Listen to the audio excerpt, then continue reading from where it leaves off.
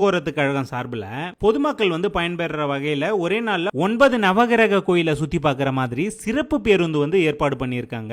தமிழ்நாட்டில் நம்ம எங்க இருந்தாலும் சரி, கும்பகோணம் பஸ் ஸ்டாண்ட் நம்ம வந்துடணும். இந்த பஸ் ஸ்டாண்ட்ல நவகிரக கோயிலுக்காகவே சிறப்பு பேருந்து ஏற்பாடு பண்ணியிருக்காங்க. இங்க ஏசி பஸ் அப்படின்னா 1403 ரூபாய் வரும், நான் ஏசி அப்படின்னா 791 ரூபாய் வரும். இது டாக்ஸ் எல்லாமே சேர்த்து. இந்த இடத்துக்கு நம்ம வர்றதுக்கு முன்னாடியே tnsctc.in அப்படிங்கிற வெப்சைட்ல போய் நம்ம முன்கூட்டியே புக் பண்ணணும். புக் பண்ணிட்டு வந்தா மட்டும்தான் நம்மளுக்கு சீட்டு கிடைக்கும். புக் பண்ணாம யாரும் வந்துடாதீங்க. வாரத்துல எல்லா நாளுமே பாத்தீங்கன்னா காலையில 5 இருந்து 8 மணி வரையிலும் இந்த ட்ரிப் நடக்கும். கும்பகோணம் பஸ் ஸ்டாண்டுக்கு காலையில நம்ம 5 மணிக்கெல்லாம் ஷார்ப்பா வந்துட்டோம் அப்படின்னா இங்க இருந்து பஸ் கிளம்பிடும். இந்த ட்ரிப் ஸ்டார்ட் ஆகும் போதே அங்க இருக்கக்கூடிய பிஎம்ல இருந்து ஒரு சில அதிகாரிங்க நம்மளுக்கு ஒரு சில இன்ஸ்ட்ரக்ஷன் எல்லாமே கொடுத்துட்டு 2 டிரைவர் 2 ஹெல்பர் ஒரு கைடுன்னு நம்ம கூட வருவாங்க. கைடை பொறுத்தவரையிலும் ஒவ்வொரு கோயிலோட அந்த சிறப்புகள் என்ன அப்படின்றத தெளிவா நம்மளுக்கு சொல்லிட்டு வருவாங்க. இந்த ஆன்மீக டூர்ல நம்ம முதல்ல போனது சந்திர பரிகார ஸ்தலமான திங்களூர்ல இருக்கக்கூடிய கைலாசநாதர் கோயிலுக்கும், இரண்டாவதா குரு பரிகார ஸ்தலமான ஆலங்குடியில இருக்கக்கூடிய ஆபத் சகாஸ்வேரர் கோயிலுக்கும் நம்மள கூட்டிட்டு வருவாங்க. இந்த கோயிலுக்கு நம்ம வந்ததும் காலையில டிஃபன் நம்மளுக்கு ரெடியா இருக்கும். அதாவது இந்த ட்ரிப்ல வராங்க இல்லையா, யாராவது ஒருத்தவங்க பாத்தீங்கன்னா அன்னதானம் நம்மளுக்கு பண்ணுவாங்க.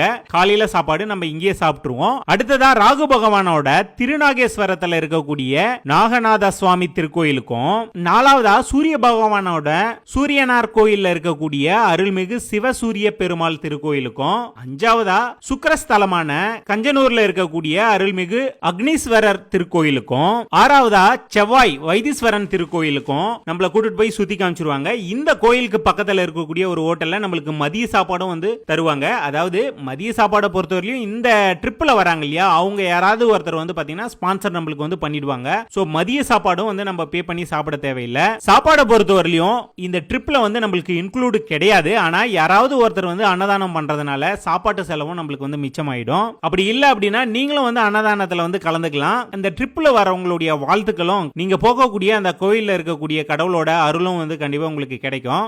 ஏழாவதா கேது ஸ்தலமான கீழ்பெரும்பள்ளத்தூர்ல இருக்கக்கூடிய ஸ்ரீ நாகநாத சுவாமி திருக்கோயிலுக்கும், எட்டாவதா புதன் ஸ்தலமான திருவெண்காடுல இருக்கக்கூடிய சுவேதரண்யேஸ்வரர் திருக்கோயிலுக்கும், ஒன்பதாவதா சனி பகவான் இருக்கக்கூடிய திருநள்ளாருக்கும் நம்மள கூட்டிட்டு போய் அங்க சுத்தி காமிச்சிருவாங்க.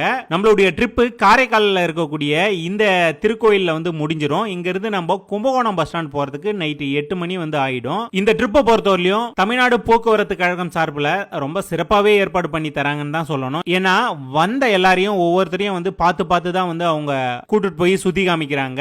வெறும் 750 ரூபாயில ஒரே நாள்ல இத்தனை கோயிலுக்கும் கூட்டிட்டு போய் சுத்தி காமிக்கிறது உண்மையாலுமே ஒர்த்தான ஒரு ட்ரிப் தான் இது. நீங்க நவகிரக கோயிலுக்கு போய் சுத்தி பார்க்கணும் அப்படின்ற ஐடியாவில் இருந்தீங்க அப்படின்னா இந்த ட்ரிப் கண்டிப்பா உங்களுக்கு யூஸ்ஃபுல்லா